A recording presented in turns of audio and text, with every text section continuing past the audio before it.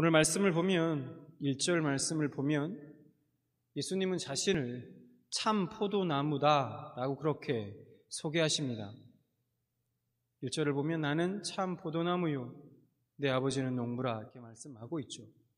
하나님은 구약에서 이스라엘을 포도원으로 또 유다 백성을 포도나무로 그렇게 비유하고 있습니다. 자, 포도원인 이스라엘 중에서 좋은 포도나무로 골라낸 민족이 누구냐? 바로 유다 백성들이었다라는 것입니다.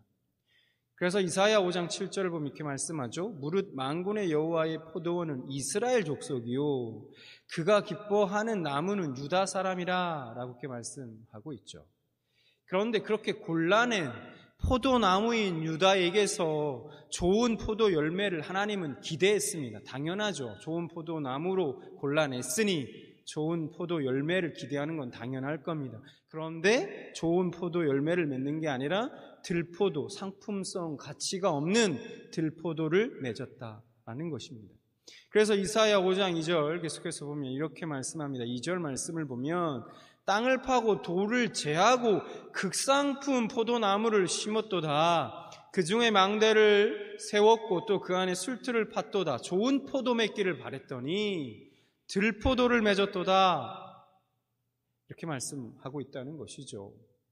최상품의 포도나무를 심었는데 그래서 하나님은 최상품의 포도 열매를 기대했는데 상품성 가치가 전혀 없는 들포도만 잔뜩 열린 것입니다. 그러니까 하나님은 이에 대해서 실망하시고 또 노하셨습니다. 그래서 우리가 예레미야 2장 21절 말씀을 보면 하나님이 이렇게 말씀하십니다. 내가 너를 순전한 참 종자 곧 귀한 포도나무로 심었거늘 내게 대하여 이방 포도나무의 악한 가지가 되면 어찌 됨이냐 라고 이렇게 말씀하고 있다는 것이죠. 이방 포도나무의 악한 가지가 되었다고 하는 것은 그들이 이방인과 같은 삶을 살았다라는 것입니다. 하나님이 택하셔서 하나님의 백성 삼아 주셔서 그들이 하나님의 말씀을 쫓아 살고 하나님의 은혜를 알아서 그들이 이방인들과는 다른 삶, 거룩하게 구별된 삶을 살기를 바랬는데 결국은 그들이 이방인과 별반 다르지 않는 똑같은 삶을 살았다라는 것입니다. 그래서 이제 뗄감 말고는 아무짝에도 쓸모없는 열매 없는 포도나무. 하나님은 범죄하는 그 이스라엘을 보시면서 탄식하신 것입니다. 그러면 이스라엘은 왜 들포도를 맺게 된 것일까요? 분명 하나님께서는 극상품 포도나무를 심었다 이렇게 말씀하고 있지 않습니까? 그런데 왜 열매는 들포도가 열렸을까? 하는 겁니다. 자, 이에 대해서는 우리가 예수님의 말씀을 통해서 그 이유를 우리가 생각해 볼 수 있습니다. 마태복음 7장 16절부터 17절을 보면 예수님이 이런 말씀을 하세요. 그들의 열매로 그들을 알지니 가시나무에서 포도를 또는 엉겅퀴에서 무화과를 따겠느냐? 이와 같이 좋은 나무마다 아름다운 열매를 맺고 못된 나무가 나쁜 열매를 맺나니. 예수님의 말씀은 간단하지 않습니까, 여러분? 열매로 그 열매가 어떤 열매를 맺는지를 보면 그 나무를 알 수 있다는 거예요. 예수님의 이 말씀대로라면 이스라엘이 지금 들포도를 맺은 이유는 간단합니다. 그렇지 않습니까? 그들은 원래부터 들포도 나무였기 때문이라는 거예요. 무슨 말입니까? 분명히 하나님이 말씀하지 않았습니까? 극상품 포도나무를 심으셨다고 그렇게 말씀하셨는데요? 맞습니다. 하나님이 이스라엘을요 선민으로 하나님이 택한 백성으로 하나님이 삼아 주셨어요. 하나님의 백성으로 자격 없는 그들을 극상품 포도나무로 불러주셨다는 거예요. 근데 문제는 뭐냐면 그들의 본질, 속 내면은 여전히 들포도나무였다는 겁니다. 본질은 전혀 바뀌지 않았다는 거예요. 자, 그것을 우리가 어떻게 알 수 있습니까, 여러분? 하나님은 이스라엘에게 극상품의 포도를 맺을 수 있는 방법을 주셨어요. 그것이 뭡니까? 바로 율법입니다. 그러면 그들이 그 율법을 지켰는가 하는 것이죠. 아니죠. 지키는데 완전히 실패했습니다. 철저하게 실패했어요. 여러분, 죄인은 정답을 알려줘도, 아무리 좋은 것을 줘도 그 정답대로 살 수 없고 결국 좋은 열매를 맺을 수 없다는 거예요. 이것이 바로 저와 여러분의 실상이기도 합니다. 여러분, 그래서 결국 누가 오실 수밖에 없었는가 하는 거예요. 누가 오셨죠? 바로 새 포도나무이신 예수님이 오셨다라는 거예요. 예수님이 직접 포도나무가 되어주시기 위해 오셨다는 거예요. 그래서 우리는 이제 그 새 포도나무에 접붙여져서 드디어 극상품의 포도 열매를 맺을 수 있게 된 것입니다. 우리는 더 이상 포도나무의 삶이 아니라 가지의 삶을 살면 되는 거예요, 이제는. 그전에는 포도나무로서 열매를 맺어야 했다면 이제 가지로서 그 참 포도나무이신 주님께 붙어만 있어라 라는 것입니다. 여러분, 얼마나 좋습니까? 붙어만 있으면 된답니다. 그러면 포도나무이신 주님이 열매를 맺게 해주시겠다는 거예요. 그래서 오늘 본문 말씀 2절과 4절을 보면 예수님이 이렇게 말씀하고 계십니다. 2절을 볼까요? 물은 내게 붙어 있어 열매를 맺지 아니하는 가지는 아버지께서 그것을 제거해 버리시고 물은 열매를 맺는 가지는 더 열매를 맺게 하려 하여 그것을 깨끗하게 하시니라. 4절 이어서 볼까요? 내 안에 거하라 나도 너희 안에 거하리라. 가지가 포도나무에 붙어 있지 아니하면 스스로 열매를 맺을 수 없음 같이 너희도 내 안에 있지 아니하면 그러하리라. 이렇게 말씀하고 있죠. 예수님께서 포도나무인 자신에게 가지인 너희는 붙어 있어라 그렇게 말씀하십니다. 내 안에 거하라라고 그렇게 말씀하십니다. 붙어 있어야, 주님 안에 거해야 열매를 맺을 수 있고 그래야 하나님께 제거해 버리심을 당하지 않을 수 있다는 거예요. 자, 그러면 우리가 알아야 할 것은 열매는 뭘 의미할까? 우리에게 있어서 열매 맺는다 하는 것은 무엇을 말할까? 그 열매는 무엇을 의미하는 것일까 하는 것을 먼저 우리가 알길 원합니다. 참 포도나무이신 예수님께 붙어 있어서 그분 안에 거해서 맺어지게 되는 열매는 무엇일까 하는 겁니다. 물론 이 열매는요, 우리 성경에서 말하고 있는 예를 들면 전도의 열매, 구제의 열매, 회개의 열매 등등등으로 우리가 얘기할 수도 있을 거예요. 그런데 우리가 열매에 대해서 가만히 우리가 생각해 보면 참 포도나무이신 예수님께 붙어 있는 가지라면 무슨 열매를 맺을지 답이 딱 나옵니다. 그렇지 않습니까? 여러분, 감나무에 붙어 있는 가지는 무슨 열매가 맺죠? 감이 열립니다.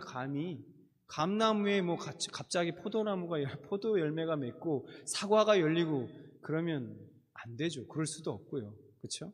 감나무에 붙어 있는 가지에는 감이 열린다는 거예요.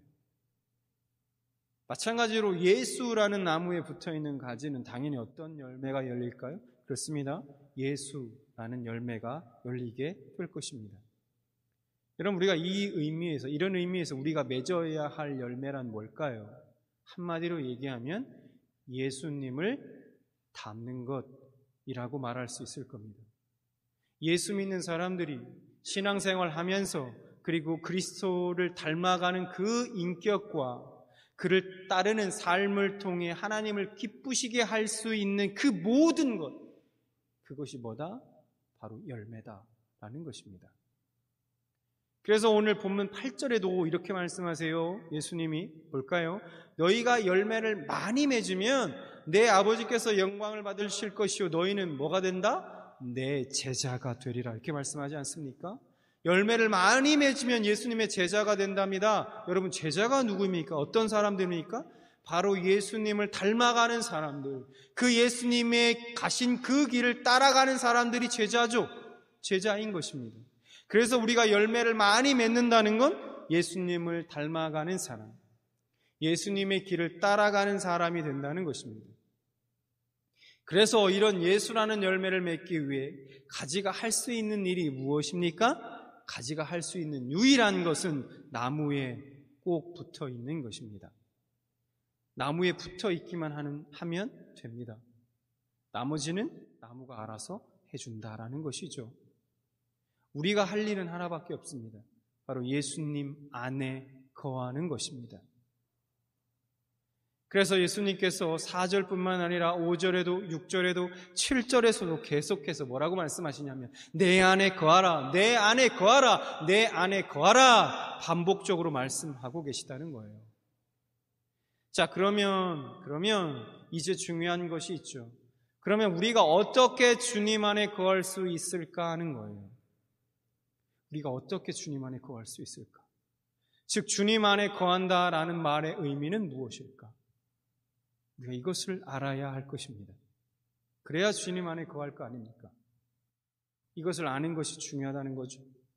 우리는 7절 말씀, 오늘 본문 말씀에 7절 말씀에서 그 답을 좀 찾을 수 있습니다. 7절 말씀을 볼까요?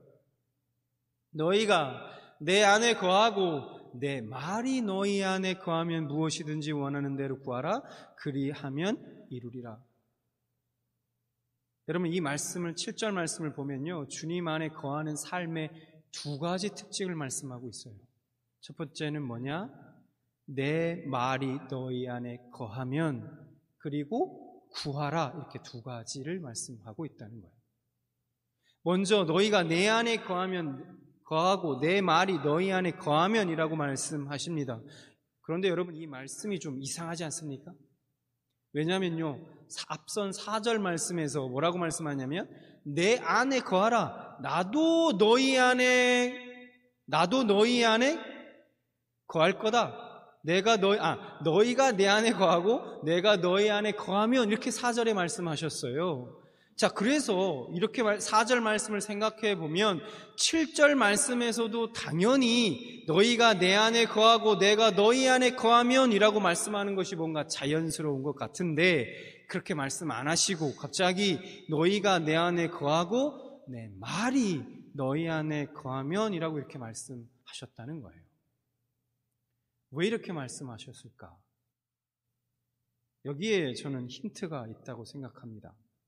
주님 안에 거하는 삶의 첫 번째 특징은 이런 것입니다. 제가 예를 들어서 쉽게 이해하기 쉽게 예를 들어보겠습니다. 여러분 사이가 너무너무 좋고 서로 너무너무 사랑하는 그런 한 쌍의 연인이 있다고 생각해 봅시다. 근데 두 사람이 전혀 소통하지 않아요. 대화하지 않아요. 그리고 그냥 각자의 삶에 충실합니다. 그냥 열심히 살 뿐이에요. 근데 두 사람은 연인이에요. 그렇다면 두 사람이 서로 사랑하고 있다는 것을 어떻게 알 수 있을까요? 아니, 사랑하는 건 맞을까요? 여러분 부부관계도 마찬가지지 않습니까? 여러분 부부지만 한 집에 살고 있는, 한 가정을 이루고 살고 있는 부부지만 전혀 서로가 소통이 없어요. 대화도 없고 그냥 각자 삶을 살 뿐입니다. 이 부부가 서로 사랑하고 있다는 걸 어떻게 알 수 있습니까?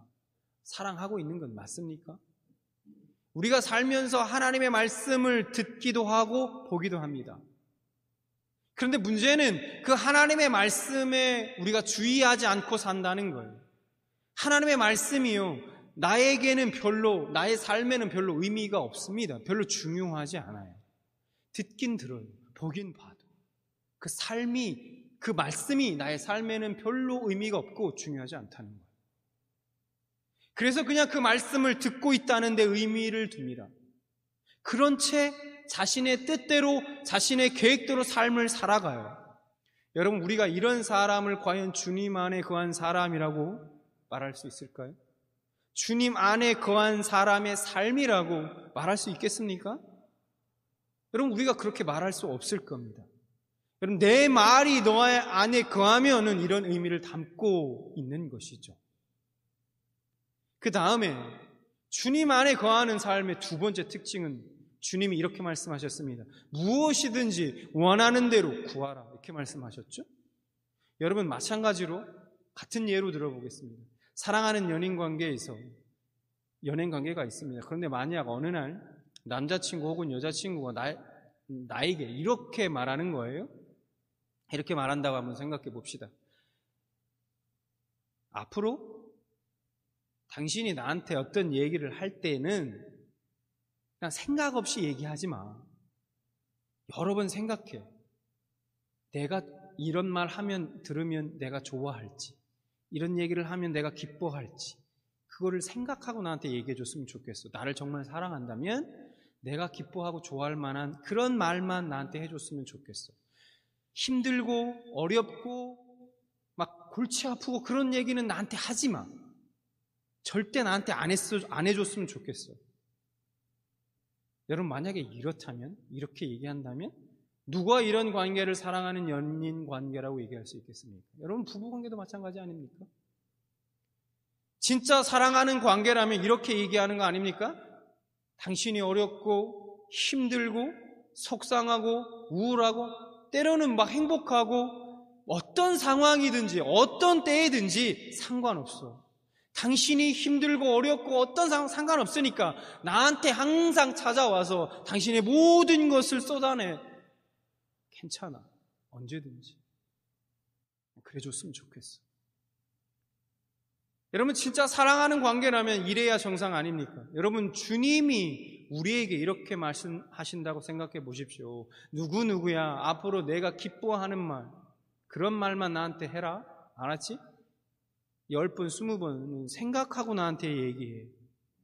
이상한 말 해서 내 심기를 건드리지 마. 알았지? 여러분, 주님이 만약에 우리에게 이렇게 말씀하신다고 생각해 보십시오. 여러분은 주님이 나를 사랑하시는구나 느끼시겠습니까? 근데 주님은 결코 우리에게 이렇게 말씀하지 않으신다는 거예요. 주님은 우리에게 너가 언제든 상관없어. 밤이든 낮이든 새벽이든 상관없어. 언제든지 그 어떤 것이든지 어떤 상황이든지 무엇이든지 나에게 다 찾아와서 쏟아내. 언제든지 괜찮아. 그 어떤 것이든 괜찮으니까 나를 찾아오려. 나한테 다 쏟아내 주려. 여러분, 무엇이든지 원하는 대로 구하라. 라는 이 말씀 속에는 이런 의미가 담겨져 있다는 거예요. 날마다 주님과의 깊은 교제를 가지게 되면 우리가 주님의 마음을 알게 되고 그 사랑에 흠뻑 젖게 됩니다. 그러면 우리도 알게 돼요. 자신도 모르게 무엇이든지, 우리 자신도 모르게 무엇이든지 부담 없이 언제든지 하나님 앞에 나아가 아뢰일 수 있는 그런 기도로 발전하게 되는 겁니다. 이것을 에베소서 6장 18절에는 이렇게 말씀하고 있어요. 에베소 6장 18절을 보면 모든 기도와 간구로 하되 무시로 성령 안에서 기도하고, 개역 한글 성경으로 본 것입니다. 무시로라고 하죠. 항상, 늘, 언제든 성령 안에서 기도하라. 철저하게 성령님께 의지하는 삶을 살아가게 되는 거예요. 이렇게 성령님께 철저하게 의지하는 삶, 이것이 주님 안에 거한 사람의 삶의 또 하나의 특징이라는 겁니다. 정리해보면 날마다 주님과 대화하고 소통하는 삶, 주님께 의지하는 삶이 바로 주님 안에 거한 사람의 삶의 특징이라는 것입니다. 예수님은 요한복음 15장 9절, 오늘 본문 15장의 9절에 이렇게 말씀하십니다. 아버지께서 나를 사랑하신 것 같이 나도 너희를 사랑하셨으니 나의 사랑 안에 거하라. 여러분, 예수님이 뭐라고 말씀하십니까? 나의 사랑 안에 거하라. 이렇게 말씀하시죠. 여러분, 거한다는 것은 무슨 의미입니까? 거한다는 게 뭡니까?